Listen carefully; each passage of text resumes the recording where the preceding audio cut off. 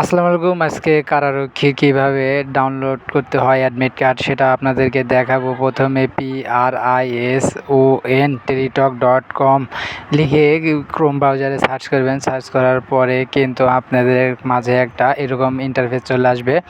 তারপরে আপনারা সেখান টেলিটকে চাপ দিয়ে টেলিটক.com চাপ দিয়ে আপনারা এখানে অ্যাডমিট কার্ডের ভিতরে ঢুকবেন। ঢুকে এই অ্যাডমিট কার্ডের যে অ্যাভেলেবেল অ্যাডমিট কার্ড এখানে আপনি চাপ দিবেন। দিয়ে জেল অর্ডার এবং কি ফিমেল জেল রেডার আপনারা এখানে চাপ দিবেন। যায় যে সেই চাপ দিয়ে করবেন। তারপর এখানে ইউজার আইডি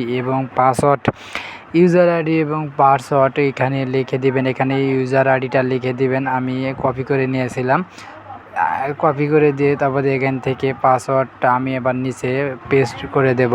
পাসওয়ার্ডটা বসিয়ে দিয়ে তারপরে আপনার ওখানে যে সাবমিট অপশন আর লগিং আছে সেই লগিংয়ে চাপ দিবেন।